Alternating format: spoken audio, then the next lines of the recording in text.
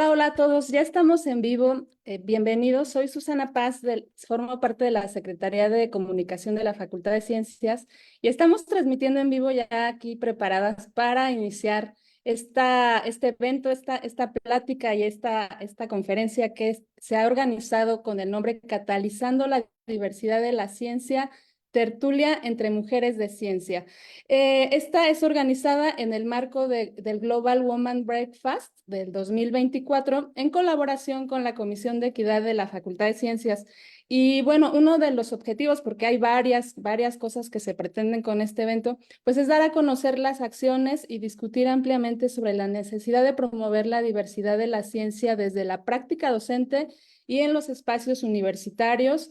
Van a participar, están ya aquí en la sala de reunión de Zoom, pues varias académicas de aquí de la facultad. Estamos pues reuniéndonos muy emocionadas. Esperamos que se unan también a nosotros a esta transmisión. Y pues les voy a platicar, este evento tiene dos partes. En la primera, las profesoras Ana Cristina Cervantes y Carla Ramírez nos van a dar una plática titulada Sesgos de Género en las áreas C, T y M, que este es el acrónico que sirve para designar las disciplinas académicas de ciencia, tecnología, ingeniería y matemáticas, que es el equivalente en español a STEM. La siguiente parte, pues va a ser esta tertulia, este diálogo, esta conversación entre académicas. En un momento más las voy a presentar a todas, pero pues un poquito, no sé si Beatriz nos puedes platicar este marco en el que estamos realizando este evento, en el que se dio esta iniciativa y por qué se da en este 2024 esto del Global Women Breakfast, ¿de qué se trata? Claro que sí, Susana, muchas gracias. Bienvenidas, bienvenidos a acompañar esta transmisión. El Global Women Breakfast es un evento global que es organizado anualmente por la Unión Internacional de Química Pura y Aplicada, por su acrónimo en inglés, la IUPAC.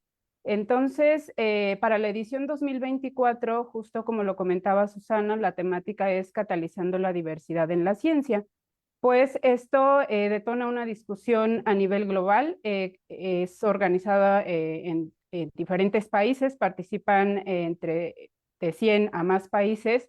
En este evento ahora la Facultad de Ciencias se ha unido a esta movilización global con esta tertulia entre mujeres de ciencia. Y pues básicamente yo lo dejaría hasta ahí, Susana. Muchas gracias. Muy bien, pues ya saben, también la invitación está abierta para que si nos quieren acompañar con alguna bebida o algo, también está esa parte para mientras escuchan la conferencia y también está abierta la parte de preguntas, la parte de opiniones, así que esperamos todos sus comentarios. Les voy a hablar un poquito solamente acerca de la investigadora y doctora Carla Ramírez Pulido y Ana Cristina Cervantes, quienes nos van a dar esta plática con la que se abre el evento, Sesgos de Género en las áreas C, T y M. La doctora Carla Ramírez estudió la licenciatura en Ciencias de la Computación en la Facultad de Ciencias, siendo la primera mujer en obtener su título profesional en dicha carrera y con mención honorífica. Estudió la maestría en Administración de Organizaciones y la maestría en Ingeniería en la misma universidad y posteriormente estudió el doctorado en el posgrado en Ciencia e Ingeniería en Computación también aquí en la UNAM. Sus áreas de investigación se refieren al estudio de lenguajes de programación con tipificado gradual e híbrido, lenguajes de programación dentro del paradigma funcional y el cálculo lambda. En el ámbito académico tiene más de 25 años de experiencia dictando principalmente la cátedra de lenguajes de programación. Ha dado clases de riesgo tecnológico, estructuras discretas y programación funcional. Además, ha dirigido más de 30 trabajos de titulación en los niveles de licenciatura y maestría, tanto en la UNAM como en otras instituciones.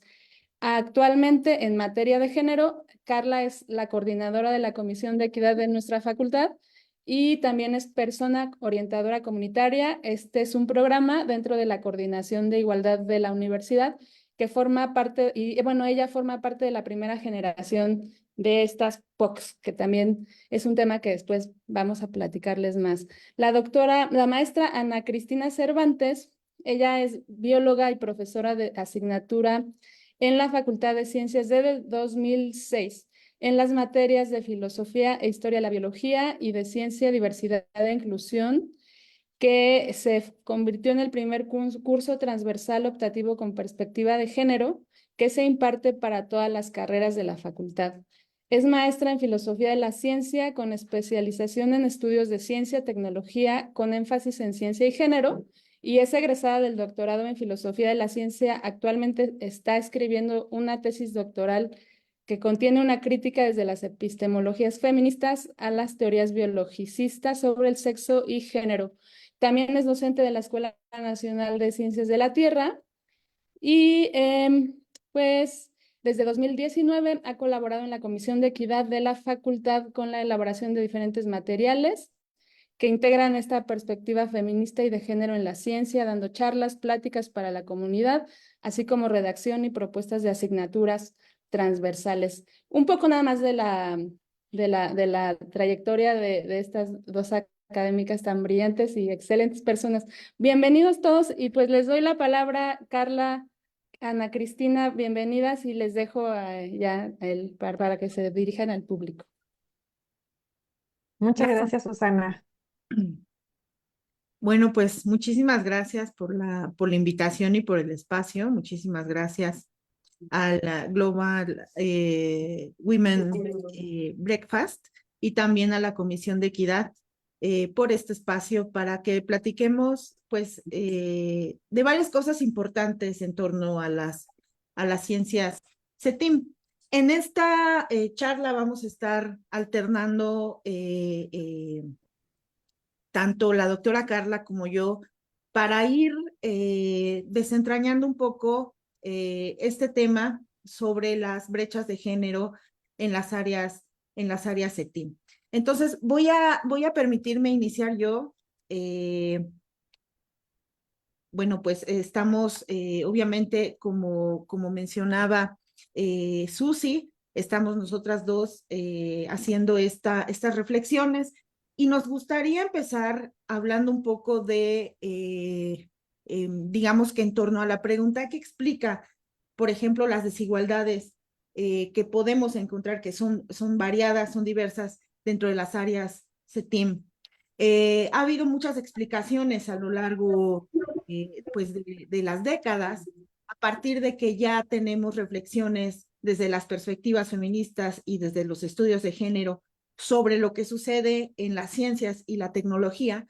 Y una de las reflexiones que intentamos recuperar hoy, dado que vamos a hablar de brechas de género, que son en particular muy importantes de desmontar, pues es esta reflexión en torno a una explicación sociológica de por qué existen estas brechas de género dentro de las áreas CETIM, o también llamadas por sus siglas en inglés STEM.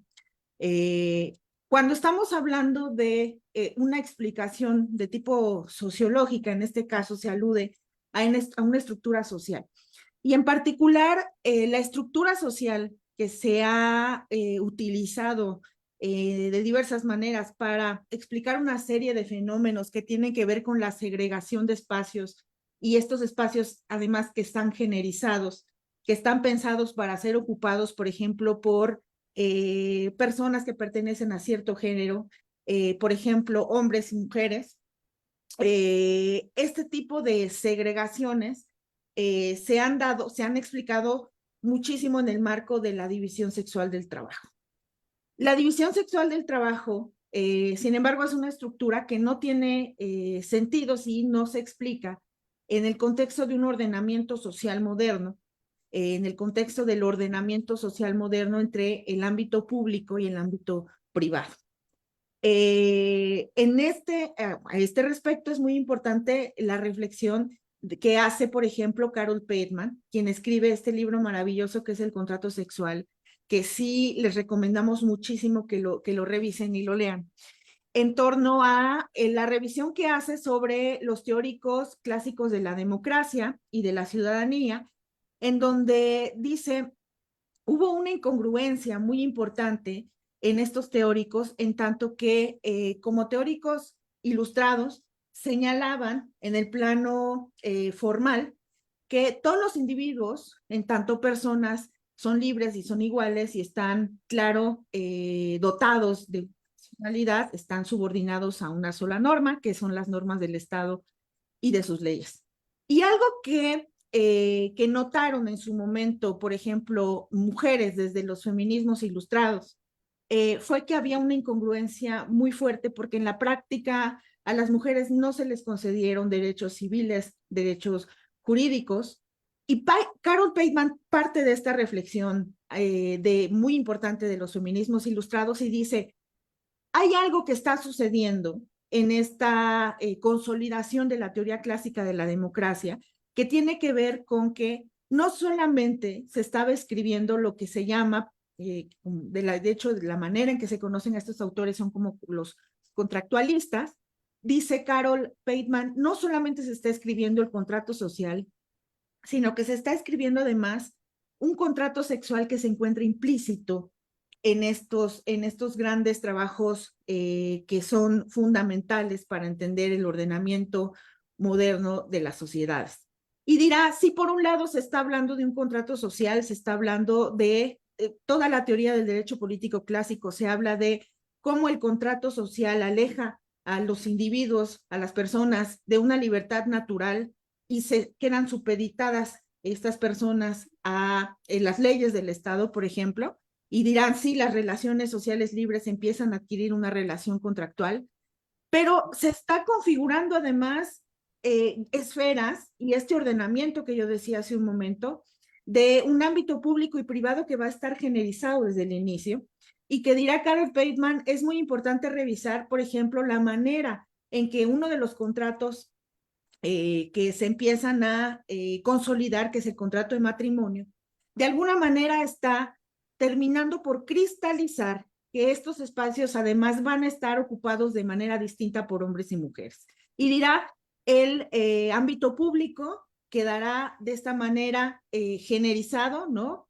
Será un espacio en donde tú esperas que sean los hombres, los varones quienes ocupen, y el ámbito privado, el ámbito doméstico será un espacio que se pensará sobre todo para que sea ocupado por las mujeres. Y dirá, pero no hubo un acuerdo, no, se le llama un contrato, muy entre comillas, un contrato sexual, pero no es un contrato, nunca hay un acuerdo, no se le pregunta a las mujeres si es que están de acuerdo con este ordenamiento.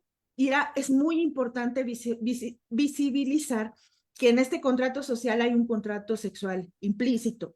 Y aquí esto es importante porque vamos a estar reflexionando en torno a la división sexual del trabajo. Y una estructura resultante de este ordenamiento es la división sexual del trabajo. La división sexual del trabajo se refiere básicamente a esta asignación que se va a hacer, por ejemplo, a hombres a la esfera productiva, a las mujeres a la esfera reproductiva o el ámbito doméstico, lo que se ha llamado por mucho tiempo el ámbito doméstico, y por otro lado también se refiere a un acaparamiento que ocurre por parte de los hombres de las funciones con un alto valor social agregado. Esto quiere decir que no solamente es una estructura que hace una diferencia, sino sobre todo es una estructura que hace una diferencia a través de establecer desigualdad. Es sobre todo una referencia a relaciones de poder. Esta división social entonces se halla regida por dos principios organizadores. El principio que es de separación, hay trabajos para hombres y mujeres, y un principio jerárquico, que sería uno que considera que el trabajo de un hombre, por ejemplo, vale más que el que desempeña una mujer, aunque sea exactamente el mismo trabajo. En términos muy simples, se refiere a la manera en que cada sociedad organiza la distribución del trabajo de acuerdo con los roles de género, porque no solamente estamos hablando de hombres y mujeres, sino que estamos hablando que estos espacios también están pensados para ser ocupados por todas las personas, incluidas las personas de la diversidad sexogenérica y de las disidencias sexuales, que también, digamos que entran de alguna manera dentro de ciertos espacios que se piensan que son los que deben de ocupar. Ahora bien, es bien importante, y aquí sí creo que voy a retirar por un momento el control flotante para que no les estorbe. Es bien importante que entonces consideremos que esta división sexual del trabajo está asignando sí tareas, está asignando espacios, ¿no? Está asignando funciones de acuerdo con el género, ¿no? Con el sexo género. Y por un lado tenemos, por ejemplo, la cuestión sobre también las tareas que se van a esperar que desempeñen hombres y mujeres. Las mujeres, por ejemplo, se piensa que su asignación exclusiva dentro de las sociedades que tienen una marcada división del trabajo, ¿no? Como sería el caso, por ejemplo, de México, tienen una asignación exclusiva y primaria a las tareas reproductivas y una asignación secundaria a las tareas productivas.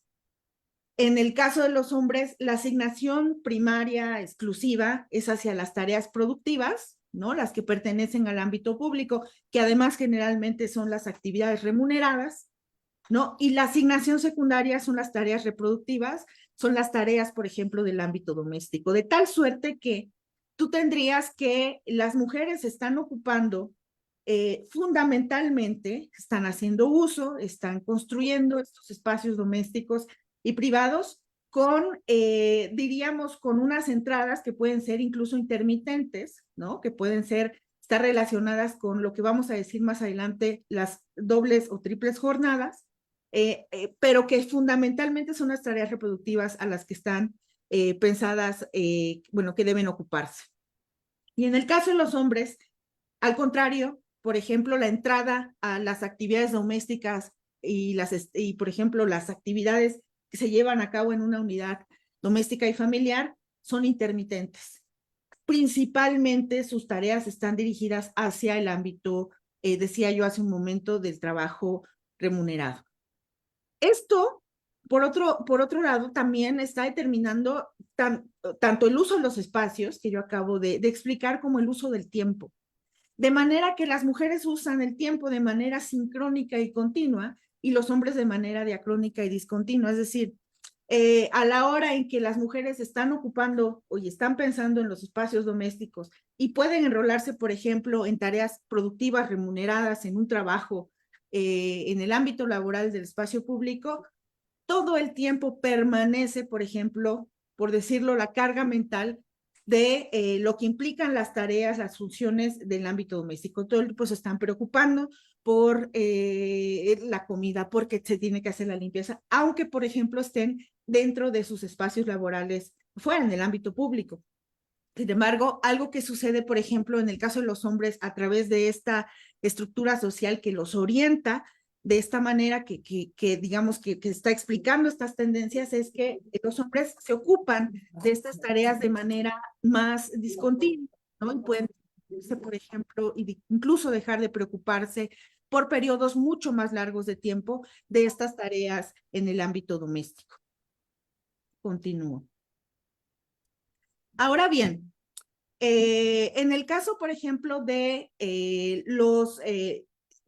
la normatividad, a partir de que ya tienes una estructura que es la división sexual del trabajo, digamos que siempre las estructuras sociales están acompañadas de un correlato simbólico y de un correlato normativo, que de alguna manera son condiciones de posibilidad para que estas estructuras sociales se reproduzcan, se mantengan y las personas, de hecho, reproduzcan estas estructuras. Los mandatos de género son justamente estos modelos de normatividad que se derivan de esta división sexual del trabajo y que propone básicamente los modelos de conducta y de significados que están asociados con la masculinidad y con la feminidad. Engloban el deber ser, ¿no? Engloban el cómo debe comportarse un hombre y cómo debe comportarse una mujer, ¿no? Y se estructuran y digamos que se adquieren a lo largo de toda la vida y durante los procesos, por ejemplo, de socialización que son más relevantes para los individuos, de tal suerte que cuando uno llega, por ejemplo, ya a la adolescencia tiene una clara códigos normativas sobre los mandatos de masculinidad y feminidad, ¿no? Que incluyen incluso expectativas, lo que tú, o sea, que digamos que de manera muy importante están determinando los proyectos de vida de las personas. Incluyen tanto las prescripciones y las prohibiciones sobre lo que una persona, en tanto su yo generizado, ¿no? En tanto su identidad, por ejemplo, de género, cómo está proyectando esa vida, a qué actividades se va a dedicar. Digamos que los mandatos de género sí tienen esta particularidad de funcionar como modelos de normatividad. Ahora bien, los mandatos de género, en tanto bueno, prescriptivos y tienen esta cualidad de estar determinando estos modelos de feminidad y de masculinidad, engloban muchos significados. Muchos de ellos son conocidos, son socializados pues por todas las personas.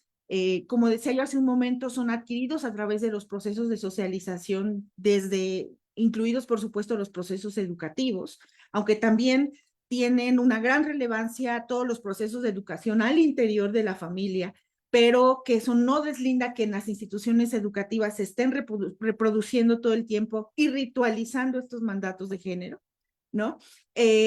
Muchas veces se engloban y se han entendido a través de este binario, ¿no? A través de un binario que sí cada vez ya en las posiciones contemporáneas de los estudios de género se ha ido un poco, digamos que abriendo hacia un paradigma de diversidad, considerando no solamente hombres y mujeres, sino todo un abanico de los géneros existentes en una sociedad. Afortunadamente esa ha sido una tendencia de los estudios de género, pero sí el binario en tanto mandatos de género sí funciona como una normatividad que busca encasillar a todas las personas, es normativo, busca encasillar a las personas en dos opciones que engloban dos opciones de existencia, dos opciones de vida, dos proyectos de vida que son contrapuestos, muchas veces están pensados como antagónicos y que están pensados para, por ejemplo, entender que las mujeres, por ejemplo, están asociadas con estos significados de la debilidad, de la sensibilidad, de la emocionalidad, de las actividades que están dirigidas hacia lo doméstico, ¿no? Por ejemplo, el no ser productivas, no estar tan orientadas hacia el trabajo remunerado, pero sí esperar que llegue, por ejemplo, el padre de familia y digamos que se asocia con este significado de la mujer está en la casa esperando el dinero, ¿no? Es el papel, por ejemplo, de también que se piensa para las mujeres en torno a la preocupación por la apariencia física, en torno a la maternidad, en torno a todos estos significados sobre las cualidades de una mujer que la hacen buena madre, la ternura, ¿no? La orientación hacia el cuidado, la orientación hacia la preocupación constante por los miembros de su familia, hacia lo que decía yo hace un momento, la emocionalidad. Y el normativo en estos mandatos de género para el caso de los varones, fíjense que además, por ejemplo, de este rosa y este azul está pensado en términos de características como la dominancia, ¿no? La violencia que se ha asociado en la literatura muchas veces como un atributo masculino, el control, la parte, por ejemplo, de la sobriedad, contrario a la emocionalidad femenina, la sobriedad, la parte de la capacidad de análisis, la racionalidad, la parte de la valentía, ¿no? Los deportes, el dinero, los autos, todo esto que de alguna manera van dibujando espacios, van dibujando el uso de esos espacios, van dibujando lo que decíamos hace un momento, pues están construyendo y están orientados a construir los proyectos de vida de las personas en torno a dos opciones que muchas veces son excluyentes una de la otra. Y es muy importante y muy relevante aquí empezar a ver que las cualidades que son valoradas por las ciencias, en particular las ciencias STEAM, están del lado del simbólico de lo masculino. Son significados que se han ido sedimentando y que se han ido generizando en el lado de lo masculino. Entonces, eso nos habla también un poco nos ayuda a entender que los espacios dentro de las ciencias STEAM son espacios generizados, pero que han sido espacios y se han estado jugando como espacios masculinizados.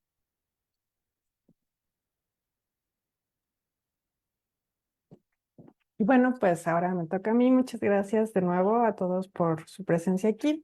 Y bueno, para seguir la presentación, pues justamente esto que hablaba Ana, de este imaginario que construimos y que además reafirmamos ya en la estructura y repetimos a veces sin analizar y autoanalizarnos, pues nos genera lo que conocemos actualmente como estereotipos de género asociados a un género. Sabemos que esto es ya, pues en algunos casos no corresponde a la realidad en la que vivimos algunos de nosotros, nosotras, nosotres. Los estereotipos se usan para justificar esta discriminación por género, en el caso de estereotipos de género, y se refuerza justamente con estas teorías tradicionales o modernas, leyes o prácticas institucionales dentro y fuera de las escuelas y aulas, y ser comunicados en los entornos formales e informales de aprendizaje. Es decir, estamos repitiendo, a veces, como les decía, sin analizar lo que pues ha dictado este imaginario que debe ser, aunque no sea así, y estamos haciendo lo posible para ir deconstruyendo estas ideas. Estos mandatos de género acaban transformándose en las expectativas profesionales y constituyen una parte importante de los imaginarios y normas estereotipadas sobre los tipos de personas, entre comillas, idóneas para las carreras. En las áreas STEAM o STEM en inglés, los estereotipos de género tienen un impacto sostenido en el desempeño académico. A la que sigue. Gracias. Los estereotipos de género es esta visión generalizada o una idea preconcebida sobre los atributos o las características o los papeles que poseen o deberían poseer o desempeñar las mujeres y los hombres. Como vemos esta definición, pues aquí también se ve reducida, ¿no? Porque habla de este binario, ¿no? De este binarismo que ya sabemos que pues es no binario, ¿no? Nuestra realidad es muy diversa. En ese sentido, las áreas del conocimiento, como sabemos, no tienen género. Cualquier persona que tenga el interés de estudiar algún área, pues debería poder acceder a ella, claro, si tiene los conocimientos para poder ingresar, ¿no? Y en ese sentido, pues no deberíamos de estereotipar ninguna carrera. Adelante.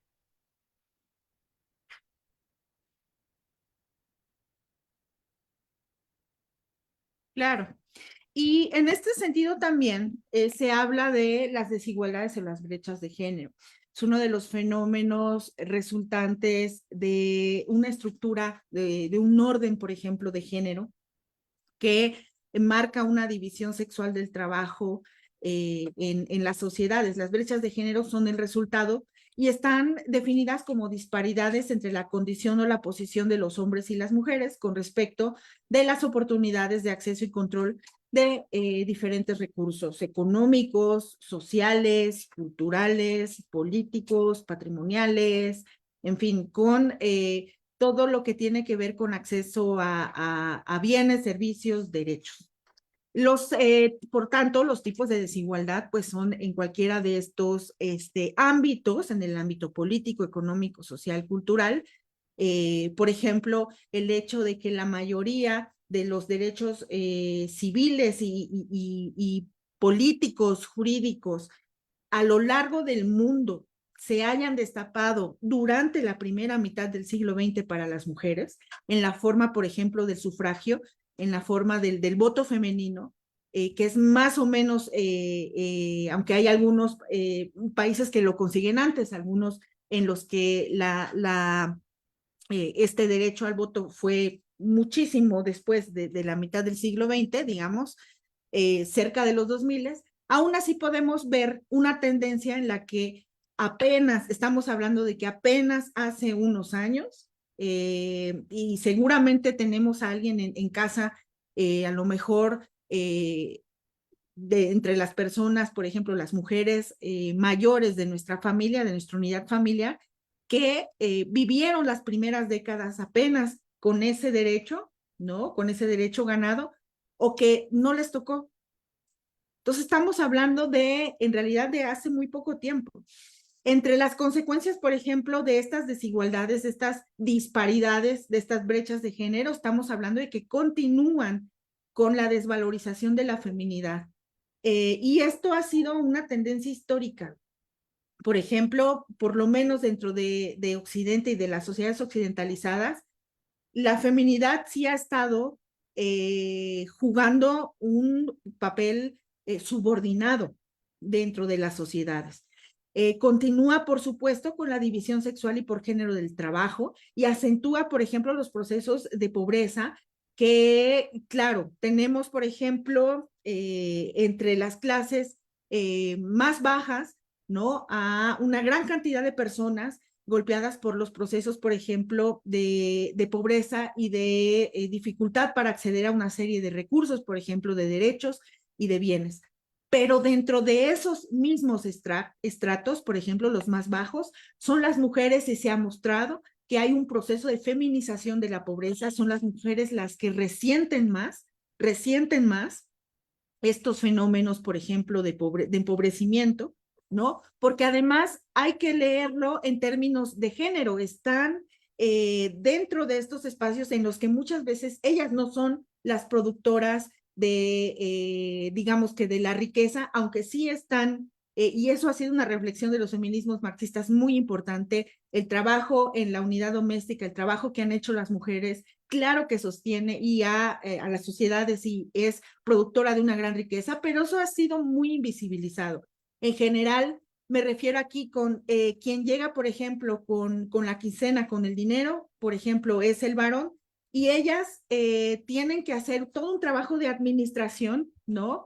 Que por supuesto es muy cercano para todas nosotras, un trabajo de administración en donde muchas veces la última persona a la que se considera, por ejemplo, es a esa jefa de familia, a esa mujer. Hay, por supuesto, también como consecuencias áreas en las que hay ausencia de mujeres y una subrepresentación, ¿no? Esto tiene que ver, por ejemplo, con los fenómenos de las segregaciones horizontales y verticales que vamos a ver más adelante. Y también fenómenos que tienen que ver con los famosos techos de cristal, los pisos pegajosos, los acantilados, los techos de cemento, que son estos fenómenos que al fin de cuentas tienen que ver con la marginación que tienen las mujeres una vez que han accedido a ciertos espacios del ámbito público, a ciertos espacios laborales, pero en donde como sigue funcionando una serie de estereotipos, una serie de desigualdades, muchas veces dentro de las instituciones, se dificulta mucho su movilidad, se dificulta mucho incluso también su ascenso. Ahora bien, bueno, sigo. Ahí está.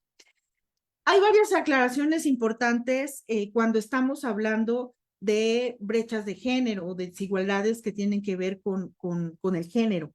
Y es que los hombres también sufren los efectos de la desigualdad, ¿no? Cuando estamos hablando de una estructura de género, estamos hablando de que todas las personas que forman parte de una sociedad, de alguna manera, sea para alejarse, sea para seguir estos mandatos de masculinidad y de feminidad, están generizados, están formados, socializados dentro de esta estructura, ¿no? No hay nadie que se escape por allí. Entonces, por supuesto que también cuando estamos hablando de los efectos de la desigualdad y de las brechas de género, se incluye a los hombres. Ahora bien, en particular, aquí se hace referencia a los hombres de las masculinidades no hegemónicas, porque en torno a estas masculinidades no hegemónicas muchas veces hay estos costos de performar estas masculinidades no hegemónicas y algo que, por ejemplo, han tenido súper importante los estudios de masculinidad es el análisis de la masculinidad hegemónica, por ejemplo, como un factor de riesgo, como un factor que trae muchas veces costos para los hombres, por ejemplo, que intentan acercarse lo más posible a los mandatos de masculinidad, porque en realidad tanto los mandatos de feminidad y masculinidad son muy difíciles de alcanzar.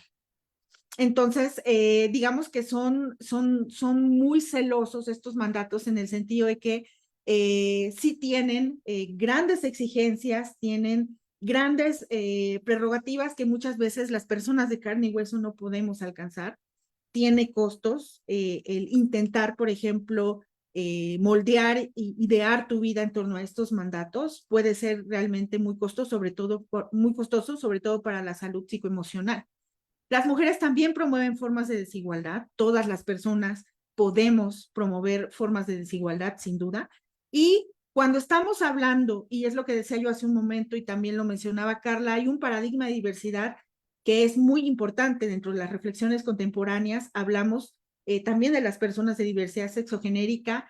Estamos hablando en términos de los géneros existentes en la sociedad, también como parte de estas personas que son de alguna manera, que están tratando de ser ordenadas a través de estas estructuras sociales como la división sexual del trabajo.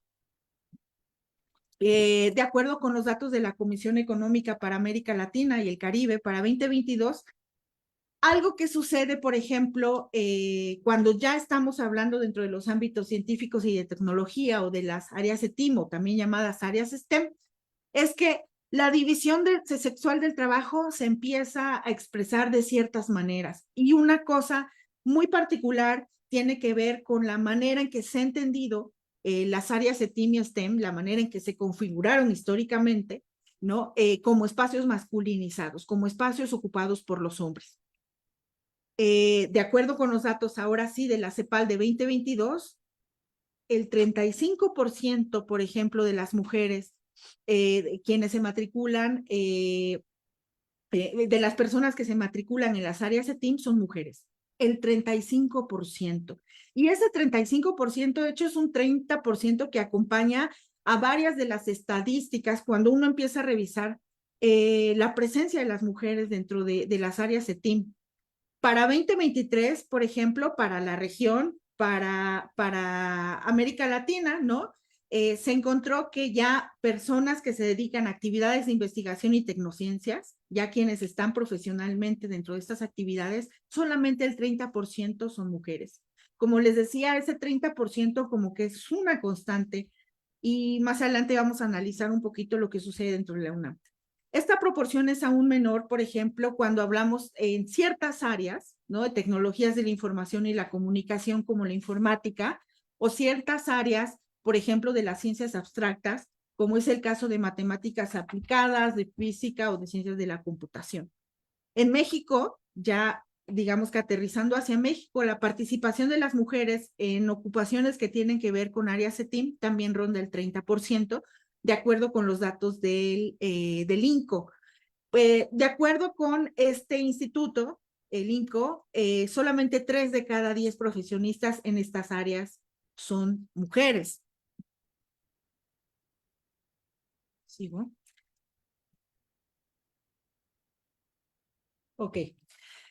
En particular, esto que acabamos de mencionar sobre estos 30% que están acompañando a este análisis sobre la presencia de las mujeres en las áreas STEAM, es conocido como una segregación horizontal o puede ser abordado como una segregación horizontal. Una segregación horizontal es aquella que se observa cuando tú tienes áreas feminizadas y tienes áreas masculinizadas. Típicamente las áreas STEAM y las áreas STEM son áreas masculinizadas, es decir, la concentración de mujeres es muy baja. Las mujeres entonces, ¿dónde están? Por ejemplo, bueno, típicamente tú, por ejemplo, en una sociedad con una división sexual del trabajo marcada, como sería el caso de México, puedes encontrar a las mujeres en áreas que están relacionadas con actividades típicamente femeninas, como servicios, como el sector educación. El magisterio mexicano ha estado feminizado desde principios del siglo XX, ¿no? Es un sector feminizado por excelencia, el sector salud, por ejemplo, ¿no? Y los hombres, tú los vas a encontrar, por ejemplo, división sexual del trabajo, localizados en áreas que son consideradas masculinas, como la industria, ¿no? Como las áreas energéticas, la metalurgia, la construcción, todo lo que tiene que ver con defensa, telecomunicaciones y transporte. Adelante, Carla. Gracias, Ana. Pues justamente siguiendo este orden de ideas, aquí vemos una infografía eh, eh, donde vemos justamente estas desigualdades ya con números, ¿no? Y aquí tenemos justamente que 3 de cada 10 profesionistas en áreas STEM son mujeres. Hoy en México hay, pues, como vemos aquí, 494,753 mujeres con respecto a los 996,519 hombres estudiantes en áreas STEM. La brecha de género en las carreras STEM se ha cerrado 4.4 solamente en los últimos 10 años y de seguir con esta tendencia, México tardaría 37 años en cerrar la brecha. Entonces, vamos un poco lentos, pero ahí vamos. En promedio, digamos que el salario es de 13,336 pesos al mes, lo cual equivale a un ingreso mensual promedio del 8%, mayor que el de las mujeres que no están en áreas STEM. Esto es lo que gana una mujer en el área STEM. Y sin embargo, por cada 7 hombres que ocupan un rol de liderazgo, solo una es mujer, ¿no? En las áreas STEM. La brecha de ingreso por género se reduce un 4%, ¿no? 18% en las áreas STEM, menor que el 22% en otras áreas. Y la matrícula de mujeres en carreras STEM debe aumentar al menos un 71% para igualar la de los hombres. Esta es una información que eh, la estamos tomando, déjenme ver, eh, de la INCO, ¿no? Y esto fue elaborado en 2022 y también por Mujeres en STEM en los estados en 2023. Entonces, realmente es una infografía muy, muy reciente. Adelante, ¿no? Adelante, adelante. Los cerdos, adelante, en la UNAM, que son los que vamos a ver ahorita, por ejemplo, la población estudiantil, ¿no? Está compuesta en la UNAM en 2015, esto no ha cambiado mucho actualmente, eh, por 49% hombres y 50 no veo muy bien, disculpen, y 50.7% de mujeres, ¿no? Sin embargo, esta población estudiantil, ¿no? Conforme va avanzando el grado de estudios, esta brecha va creciendo. A nivel posgrado, en las áreas STEM, ciencias físico-matemáticos, vemos un 30% de presencia de mujeres y un 70% de presencia de hombres. A nivel licenciatura, la carrera con menos mujeres en ese año, y ya casi 10 años a partir de esta última estadística, vemos que es ingeniería mecánica eléctrica la que menor presencia de mujeres tiene. Por cada 100 hombres hay 9 mujeres. Y por el contrario, la carrera donde hay más mujeres es pedagogía. Por cada 100 hombres hay 480 mujeres. La presencia desigual no tiene que ver directamente con el desempeño académico, pues a nivel bachillerato el promedio de calificaciones de 8 para mujeres y de 7.5 para hombres. Pues aquí lo que vemos también es lo que nos hablaba Ana Cristina, de la escasa presencia femenina en algunas disciplinas y ramas del conocimiento, al igual que en algunas otras ramas, pues hay muy pocos hombres, ¿no? Podríamos también hablar de la carrera de enfermería, donde pues se ha visto más feminizada, aunque ya está cambiando esta perspectiva. Adelante, la que sigue, ¿no? Luego vemos en el personal académico, ¿no? De la UNAM. En 2015 había 44.2% mujeres y 55.8% hombres. Sin embargo, si vemos algunos nombramientos, categorías, niveles y reconocimientos, encontramos que estas brechas de género persisten. En particular en el Sistema Nacional de Investigadores, nivel 3, que es el nivel máximo que se otorga, pues sí vemos que hay una brecha muy grande, hombres 75.3% y mujeres con presencia de 24.7%. En los institutos de investigación científica son investigadores o investigadoras titular C, y aquí la brecha es muchísima, todavía se mantiene con cierta proporción actualmente, mujeres 19.5% y hombres 80.5%. Y en las facultades de profesorado de carrera titular C está representado también por un 66.7% de hombres y un 33.3% de mujeres. En los máximos reconocimientos académicos también hay desigualdad significativa. Por ejemplo, el total de méritos en la UNAM en este momento eran 24 mujeres y 87 hombres. Sí ha cambiado, sí se ha ido cerrando esta brecha, pero sigue siendo algo desigual, ¿no? Adelante, Ana. Claro, y al respecto, por ejemplo, de este último dato que les mencionaba Carla, en cuanto a los emeritazgos de la UNAM, del total de investigadoras e investigadores registradas en el padrón del SNI, por ejemplo, primero antes de entrar a la cuestión del emeritazgo, de ese total, por ejemplo, de personas registradas en el SNI, quienes aplican para la candidatura, por ejemplo, ronda el 42% mujeres y 58% hombres. Sí hay una, por ejemplo, hay una disparidad, aunque es una disparidad no tan grande. Sin embargo, estos números empiezan a disminuir conforme uno va subiendo en los niveles más altos. En el nivel 1 baja 37.7 mujeres, 63.3% hombres. En el nivel 2 son 29.9% mujeres y 70% hombres. Y finalmente en el nivel 3 baja hasta 21.2% mujeres y 78.8% hombres, de acuerdo con los datos de mujeres para 2018. Ahora bien, en el último registro, por ejemplo, de meritazgo para 2020, del total de 372 reconocimientos de meritazgo para 2020, eran 49 de estas distinciones para mujeres.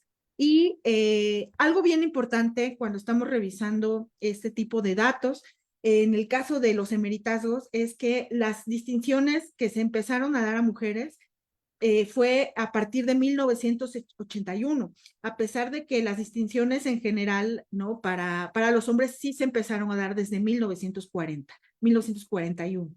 Quiere decir que 40 años después de que se empezaron a dar las distinciones aquí dentro de la universidad de estos emeritazgos, 40 años después se empezaron a otorgar también a mujeres.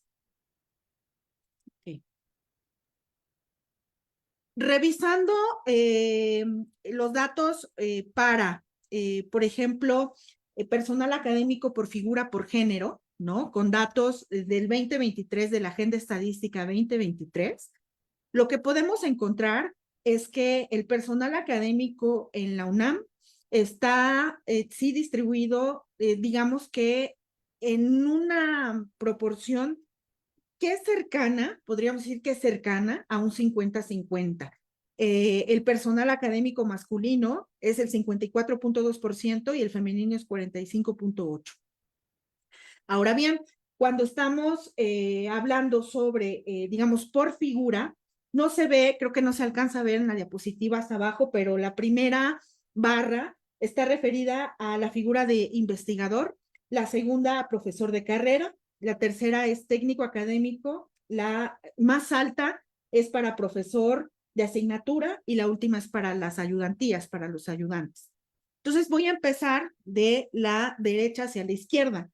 Para la ayudantía encontramos, por ejemplo, déjenme indicarles también los colores, el color azul, en este caso está refiriéndose a la proporción masculina y el color violeta a la proporción de mujeres.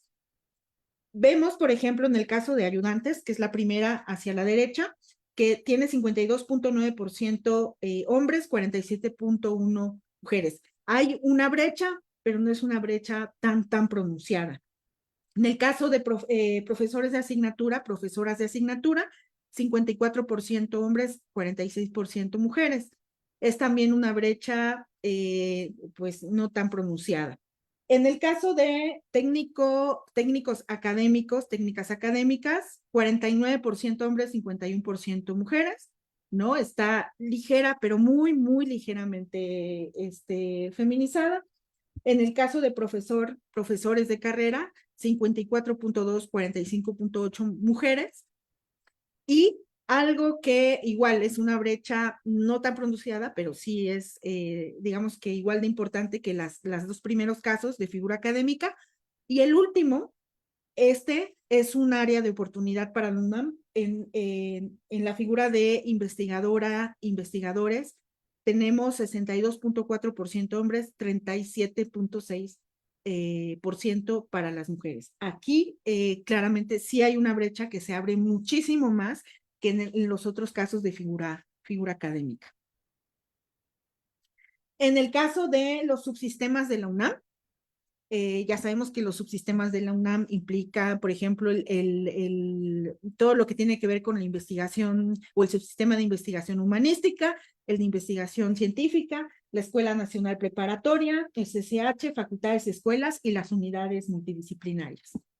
En el caso, por ejemplo, del subsistema de investigación humanística, este ha sido, por ejemplo, de acuerdo con la división sexual del trabajo, uno esperaría que se encontrara muy feminizado. Está en 47%, 53% mujeres, está ligeramente feminizado. En el caso, por ejemplo, del subsistema de investigación científica, la brecha vuelve a abrirse, ¿no? Que es, por ejemplo, muy parecido a lo que sucedía con la figura de investigadores, investigadoras. 64.6% es hombres, 35.4% mujeres. En el caso de Escuela Nacional Preparatoria, 45% hombres, 55% mujeres. CCH, 52% hombres, 48% mujeres, ¿no? Y facultades, escuelas y unidades multidisciplinarias, por último, facultades y escuelas, 55% hombres, 45% mujeres, 53% hombres en el caso de unidades multidisciplinarias, 47% para el caso de mujeres. Adelante, Y Carla. después vemos aquí en el subsistema de investigación científica. Del lado izquierdo vemos al área humanística, donde hay más representatividad de mujeres, ¿no? 837 mujeres y 742 hombres. Y del lado derecho vemos el subsistema de la investigación científica, donde vemos la presencia de 2.048 hombres y 1.123 mujeres. Pues aquí también vemos un sesgo importante en la representación que habíamos dicho al inicio, ¿no? De donde estos imaginarios se preservan ya en los datos duros, ¿no? Las mujeres parece que vamos más a las áreas humanísticas en general, no es así, pero aquí hay una representatividad de mujeres que no estamos en esas áreas todo el tiempo y la representatividad de mujeres en áreas científicas mucho menor. Adelante, la que sigue. Luego vemos el estudiantado de la UNAM por nivel desagregado por género y en bachillerato, que es la primera parte, ¿no? Que está del lado izquierdo, vemos a 53.774 mujeres y 53.089 hombres. Esto es en el 2023, o sea, es realmente, como les decía en la diapositiva, pues unas anteriores, se mantienen estos sesgos de género, ¿no? Con respecto a la estadística que vimos en 2015. Y aquí también en 2023, pues hay una representatividad mayor a nivel licenciatura, que es la barrita de en medio, con 52.5% de mujeres y 47.5% de hombres. Hay más mujeres en ese estudiando, pero ya lo que vemos es que en los posgrados, ¿no? Llega muy poca gente.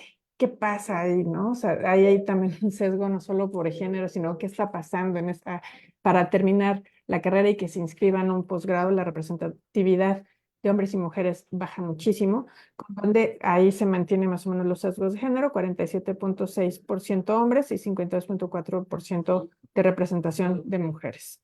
Adelante, la que se llama. Y la que sigue es estudiantado de licenciatura de áreas STEM por género. Entonces, la que está más a la izquierda vemos a ingeniería, donde sí hay una representatividad de hombres mucho mayor que mujeres, ¿no? 74.1% y mujeres 25.9%.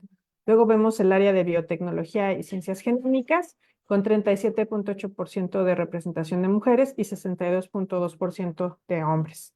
Luego vemos al estudiantado en el IMAS, ¿no? Con 18% representación de mujeres y 82% representación de hombres, ¿no? De la brecha es muy grande, estas brechas de género. Y luego vemos a las carreras de nanociencias y tecnología con 27% de representación de mujeres y 73% de representación de hombres. Aquí, bueno, lo que vemos es que se preserva de nuevo estas brechas de género asociadas, por supuesto, al género, dividido solamente en este binarismo, y la brecha coincide con estos imaginarios, ¿no? En estas carreras STEM. Luego, pues ya para finalizar, el estudiantado de licenciatura en la Facultad de Ciencias está actuaría, ¿no? En la barra más a la izquierda, con 48% de mujeres y 52% de hombres. En biología, sí, lo que sabemos es que pues, hay más representatividad de mujeres, 66%, y hombres, 34%. En ciencias de la computación hay 20% de representación de mujeres y 80% de representación de hombres, lo cual se percibe. Bueno, yo doy clases en esa carrera y sí es como algo muy, muy visible, ¿no? Estos sesgos de género. En ciencias de la Tierra, 70% de presencia de mujeres y 30% de hombres. En física, 26% de representación de mujeres y 74% de representación de hombres. Física biomédica, con 57% de representación de mujeres y 43% de hombres. En la carrera que está en CISAL, ¿no? Manejo sustentable de zonas costeras, 28% hombres y 72% representación de mujeres. En matemáticas, 20% de mujeres y 73% de representación de hombres. Y en matemáticas aplicadas, 64% de mujeres y 63% de hombres. Aquí tenemos algunas partes donde no sabemos por qué no está definido en la base de datos, pues como haya decidido la persona ponerse algún género. Adelante, Ana.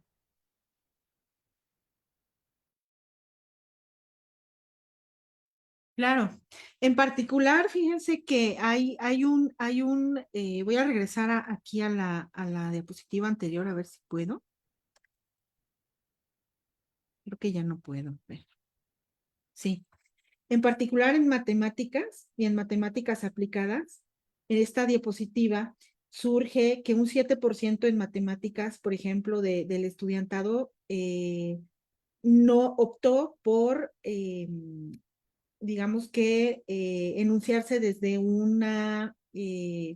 diríamos, no desde el binario de hombres y mujeres. Es una de las carreras en las que resalta precisamente por este reconocimiento que el mismo estudiantado hace hacia la existencia, por ejemplo, de personas no binarias, igual matemáticas aplicadas.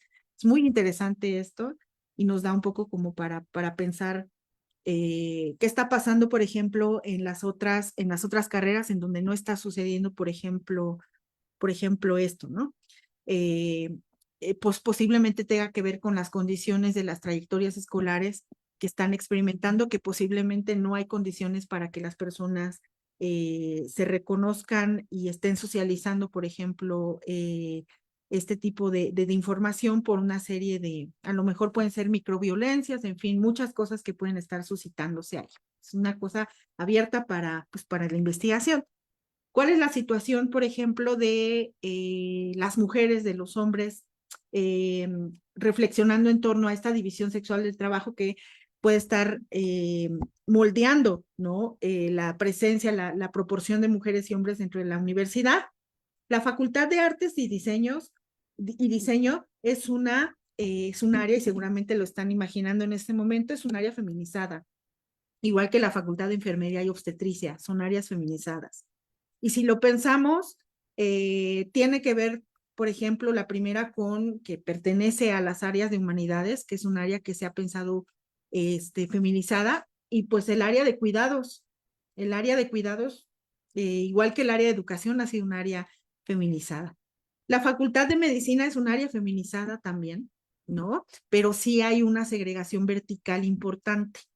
Entonces, en cuanto, por ejemplo, a segregación horizontal, está feminizada, pero en la segregación vertical, los puestos de reconocimiento de prestigio de mayor remuneración están ocupadas, por ejemplo, por varones.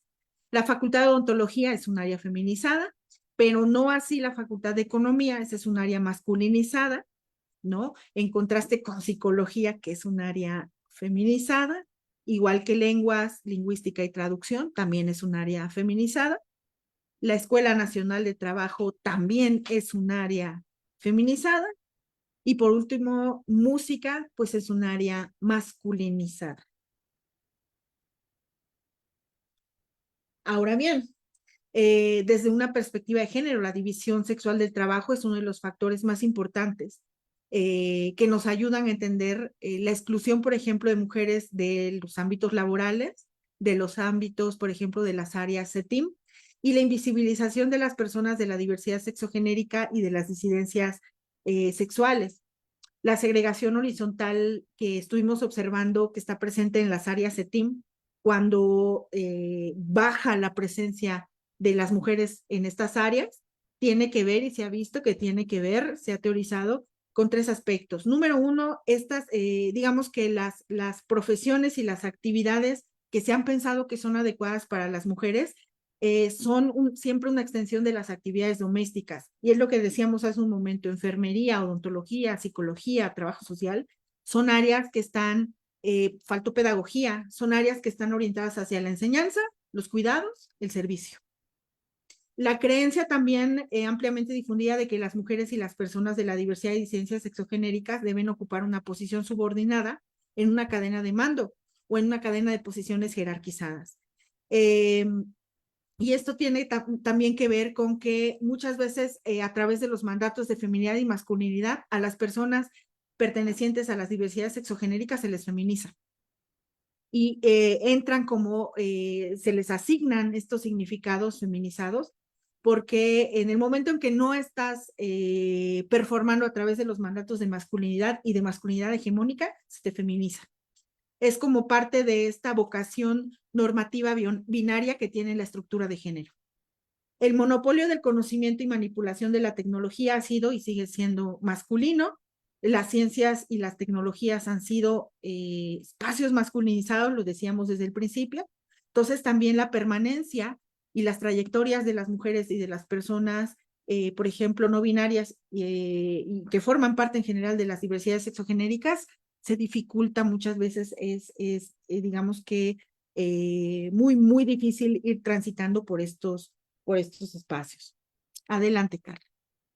Gracias, Ana. Y bueno, ¿a qué se debe estas brechas de género en las áreas STEM? Bueno, pues de acuerdo al Banco Interamericano de Desarrollo en el 2018, la participación de las niñas en las áreas científicas va disminuyendo a lo largo del ciclo de vida como resultado del predominio de persistentes desigualdades estructurales, estereotipos y sesgos de género que se expresan en normas sociales, presiones familiares, expectativas y falta de modelos a seguir en estas áreas STEM. Y en ese sentido, los aportes de las mujeres al campo de conocimiento, pues es porque se han visto invisibilizados, ¿no? Afortunadamente ya tenemos espacios, se están construyendo espacios sobre todo desde la academia para empezar a visibilizar los trabajos de mujeres en las ciencias. Estos factores son responsables de distintos niveles de autoconfianza, desinterés en ámbitos de desarrollo, habilidades y conocimientos como las matemáticas, las ciencias o el alejamiento de la tecnología. Sabemos que por ejemplo, desde primaria, tercero o cuarto de primaria, las niñas empiezan a tener no tanto interés en áreas de ciencia porque la misma educación, la estructura educativa nos dice que no son buenas, que no somos buenas en ello. Y solo las muy, muy persistentes, pues seguimos ese camino, ¿no? Pero en general, pues hay que cambiar toda una estructura, no solamente los estereotipos de género, sino también la forma de pensar y de vernos en estos espacios pues desde las infancias. A la que siguen. Finalmente, deben ser mencionadas lo que aparece en la literatura como factores ligados con obstaculización estructural, lo que hablábamos hace ratito, y estos aspectos están ligados con las exigencias del tiempo y la presencialidad de las carreras CETIM y su incompatibilidad debido a la escasez de estructuras estatales de apoyo de cuidados, maternidad, etcétera, en sociedades en donde se espera que las tareas de educación y crianza, tareas de cuidado, limpieza, sustento y contención emocional de la unidad familiar corran a cargo de las mujeres. Eso es lo que hablaba Ana en un inicio de las dobles jornadas, ¿no? O sea, además de estar haciendo algún estudio, presentando algún examen, dedicándonos a nuestras áreas de interés profesional o de estudio, pues también tenemos estas jornadas en las casas, ¿no? Donde pues hay que hacer trabajo que estructuralmente, históricamente se le ha asociado a las mujeres. Esto ha ido cambiando, por supuesto, pero falta mucho camino que recorrer. La que siguen.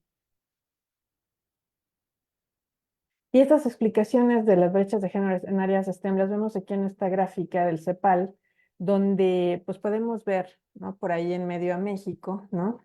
El trabajo del tiempo de trabajo no remunerado de las mujeres en verde fuerte, ¿no? Y el tiempo de trabajo remunerado con la verde claro de las mujeres, ¿no? Y en gris oscuro, el tiempo del trabajo no remunerado de los hombres, y en gris clarito, el tiempo del trabajo remunerado de los hombres. Entonces vemos que otra vez las áreas públicas, los trabajos en las áreas públicas pues, son más remunerados, son áreas donde están más la presencia de hombres, y las mujeres, la mayoría de su tiempo pues, se la pasan en las áreas de trabajo no remunerado, ¿no? Por supuesto, eso nos habla de sesgos de género, ¿no? Tanto en el ámbito privado como en el ámbito público, y vemos que esto persiste casi siempre en muchos de los países de habla hispana, ¿no? Aquí en América Latina. Adelante, Ana. Esta distribución del trabajo por sexo de 2019 y 2014, pues vemos también esta tendencia de sesgos de género, ¿no? Donde el trabajo para el mercado, que es la franja en verde, el trabajo no remunerado de los hogares en morado y la producción de bienes para uso exclusivo del hogar en rosa. Y vemos que pues en las mujeres es mucho mayor el tiempo que se dedican al trabajo no remunerado en casa, ¿no? Y los hombres es el menor número de tiempo de trabajo que se dedican es al hogar, no así el trabajo para el mercado en el área pública, el de los hombres su tiempo es mayor en esa parte que el de las mujeres, ¿no? Entonces podemos ver ahí que los sesgos de género se mantienen, ¿no? También en otros estudios a nivel ya internacional, y esto habla pues de una cultura, una estructura que pues se ha ido rompiendo, pero que falta mucho por hacer aún, ¿no? Adelante en ella para terminar. Claro, bueno, pues para concluir nos gustaría empezar diciendo que esta revisión, esta visibilización de la influencia y los efectos de las estructuras sociales de desigualdad, como la división sexual del trabajo, como este ordenamiento entre lo público y lo privado con lo que empezamos hoy, es muy útil porque nos ayuda a desmantelar los estereotipos de género, nos ayuda a ponerlos en una dimensión adecuada en el plano estructural. Nos ayuda a entender que tratar de minimizar o erradicar estos sesgos expresados como brechas de género en áreas CETIM es una tarea primordial de todos los estados y de todas las sociedades dentro, por supuesto, de todos los ámbitos. Dentro de las universidades es, por supuesto, estratégico y muy importante.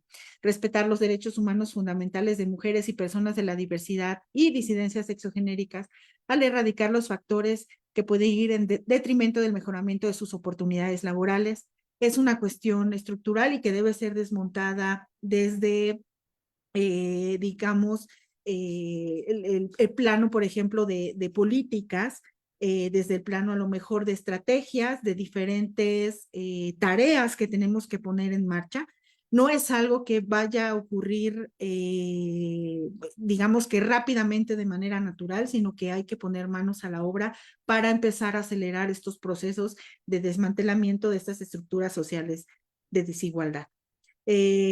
Por supuesto, terminar con la reflexión sobre, pues la igualdad de género es uno de los fundamentos esenciales para construir un mundo pacífico. Estamos convencidas que es una vía para, no solamente para un mundo pacífico, sino también para un mundo más próspero y sostenible, más justo para todas las personas, en particular para las personas que estamos en estos espacios universitarios.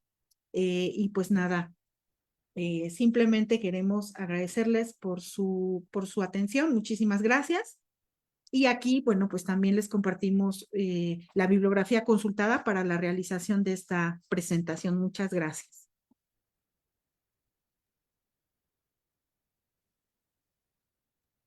Muchas gracias a todos. Y seguimos con la siguiente parte de este evento. Susana, adelante. Sí, muchas gracias a las dos. Nos dieron un panorama pues todavía mucho más completo, pero también con estos números que nos muestran pues de nuevo se refleja realmente la situación, no solamente es importante esta parte teórica que nos comentaron, sino estos números, ¿no? Es muy impresionante, por ejemplo, este dato que dieron sobre los eméritos que después de 40 años de instaurarse apenas se les da un emeritazgo a una mujer, ¿no? Creo que cada cosa que nos platican pues refleja justo esta necesidad de este tipo de este tipo de actividades que se siguen realizando y que se van a seguir realizando como esfuerzos, no solo desde la facultad, sino que se tendrían que hacer más amplios.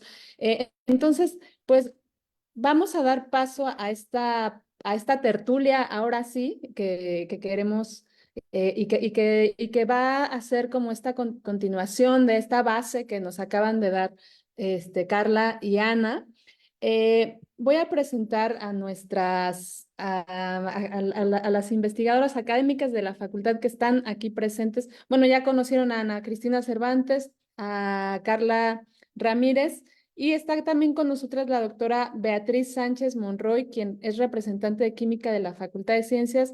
Doctora, muchísimas gracias y bienvenida. La doctora Viviana Obregón, que es profesora de tiempo completo de aquí de la Facultad de Ciencias. Doctora Viviana, muchas gracias. Doctora Danaí Montalbanzo Rosa, que es investigadora del Instituto de Química de aquí de la UNAM. Danaí, por ahí sí para que sepamos, ¿no? Maestra Diana Aletia Guerrero Hernández, que es profesora de asignatura de la Facultad de Ciencias. Hola, Aletia. Y la maestra Georgina Nieto Castañeda, profesora de asignatura de la Facultad de Ciencias. Y bueno, ya les había comentado Carla. Pues supongo que después de esta plática que nos dieron, pues tenemos muchas cosas para comentar, sobre todo de manera pragmática y en la práctica, cómo surge o cómo les ha ido a ustedes ya sabiendo de estos números actuales incluso, ¿no? De cómo está esta área de las carreras STEM y no solamente esa área, sino como vimos en esta parte estructural de la división social del trabajo que vemos que tiene un antecedente mucho más, de mucho más tiempo, ¿no? ¿Cómo podemos promover la diversidad en la ciencia desde la práctica docente? ¿Ustedes cómo creen que puede ser?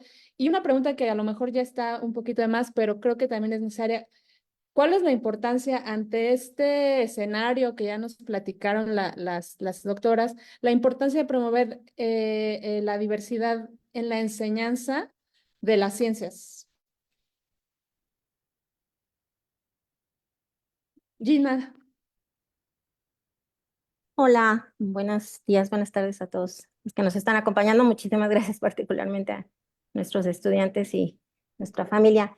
Lo que yo voy a decir es de parte de, yo en mi reseña dice, yo estudié dos carreras científicas, química y psicología, y lo que voy a hablar es de mi práctica como terapeuta. A todos los que están ahorita escuchándonos les pregunto, ¿quiénes han oído hablar de Marie Curie? Muy probablemente todo el mundo va a alzar la mano y va a decir que conoce a Marie Curie. Pero si les pregunto a todos los que están aquí, ¿quién conoce y sabe la historia de Mileva Maric? Muy probablemente nadie la conoce o muy poca gente la conoce. Sin embargo, si les digo que la primera se casó con Pierre Curie, probablemente todo el mundo pueda asociar a Pierre Curie como un hombre brillante, y la segunda con Albert Einstein. Y muy poca gente sabe que Albert Einstein tuvo una esposa científica brillante. Y mi gran cuestionamiento aquí es, las dos fueron contemporáneas, Mileva Maric y Marie Curie, y sin embargo la primera se ganó 2 veces el premio Nobel y la segunda sigue desconocida hasta nuestros días. Aquí lo que voy es, las dos se casaron con dos hombres muy brillantes. Uno iba a ganar el premio Nobel, se murió antes de que se lo dieran, pero cuando a los dos les anunciaron que les iban a dar el premio Nobel, uno dijo, es de mi esposa y mío el premio, y el otro ni siquiera pudo poner a su esposa. ¿Por qué digo esto? Porque es muy complicado.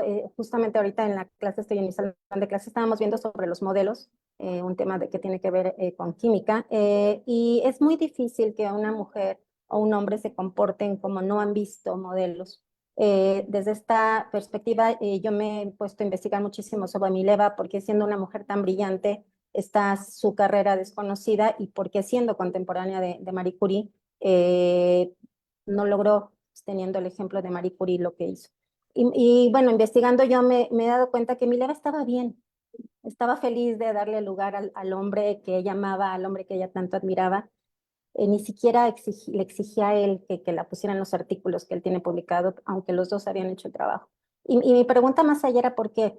Yo en mi consultorio veo mucho, atiendo mucha gente con depresión y muchos hombres con depresión cuando pierden su trabajo. Cosa que no se ve en las mujeres, por ejemplo, que cuando una mujer pierde su trabajo, por supuesto que se deprime, pero no es la carga emocional que tiene que un hombre pierda su trabajo. ¿A qué voy con esto? Que alimentamos muchos ejemplos de muchas cosas que a lo mejor no somos conscientes. Yo me pregunto, si nosotros alabamos una figura como Albert Einstein, que además hay mucha evidencia de que tenía una conducta no muy digamos, honorosa como persona, y si llenamos nuestra facultad, en el caso de la Facultad de Ciencias de Imágenes de Albert Einstein, ¿qué mensaje le estamos mandando a nuestros estudiantes? Entonces yo creo que tendremos que ser muy responsables de que a lo mejor estamos permitiendo que pasen cosas que no nos damos cuenta y que eso es lo que está dificultando que haya estas brechas de género en muchas cosas, no nada más en la situación de méritos, entonces, o de aprendizaje y demás, porque los seres humanos, igual que algunas otras especies, nos regimos por modelos. Entonces, si los modelos que tenemos están tan afamados, como es el caso de Albert Einstein, y modelos como el de Mileva Maric, no se sabe su historia, a pesar de ser una mujer tan brillante, pues estamos aprendiendo de una manera muy sesgada, tal vez como debe ser. Otra cosa que yo veo, por ejemplo, yo he sido maestra de química durante 25 años, y la creencia de las ciencias son difíciles está ya desde muy temprano en la edad, de tal manera que yo que he dado clases en la Facultad de Ciencias a biólogos y biólogas, siempre esto de a mí no se me da la química, siempre les digo, es una creencia. ¿Dónde empieza? Entonces yo creo que si no sabemos de dónde nace esto, lo estamos nutriendo, lo aceptemos o no, sigue habiendo una gran diferencia en la crianza de hombres y mujeres. Me da gusto que en estos últimos años parece que la brecha se ha disminuido y yo creo que sí tiene que ver con este nuevo modelo de crianza de las nuevas generaciones, pero yo creo que sí tenemos que ser muy conscientes de lo que sigue prevaleciendo como grandes ejemplos, tal vez de varones, tal vez más identificados con lo masculino y qué está para las mujeres, porque todavía hoy en día, yo lo comentaba en el curso que dieron Carla y María Cristina en vacaciones. Por ejemplo, en México la ley dice que cuando un hombre y una mujer se divorcian, automáticamente la pensión alimenticia la asume la mujer y se le queda la guardia y custodia a las mujeres. Por ejemplo, eso es, tal vez es algo que no cuestionamos y vamos aprendiendo de lo que vemos. Entonces, yo creo que tendríamos que ser muy responsables de cuánto pesan esos modelos que imponemos también en la salud de las personas, porque finalmente cuando a mí se me impone o a la gente se nos impone un rol para que nos acepte nuestra tribu, porque somos finalmente una especie tribal, pues está muy complicado que si yo me salgo de eso no sienta que está en riesgo mi vida y entonces eso puede generar mucha confusión a la hora de elegir ciertas cosas porque la necesidad número uno del ser humano es sentirse aceptado y eso es muy importante para la salud en términos generales, pero particularmente para la salud mental. Gracias. Muchas gracias, Gina. Beatriz, ¿nos quieres decir algo al respecto? Sí, claro, muchas gracias. Regresando a las preguntas, voy a ser muy puntual. ¿Por qué es importante o esencial tener diversidad en la ciencia? Yo creo que debemos recordar que la ciencia es una actividad humana y como tal, pues es una actividad diversa. Los seres humanos todos somos diferentes.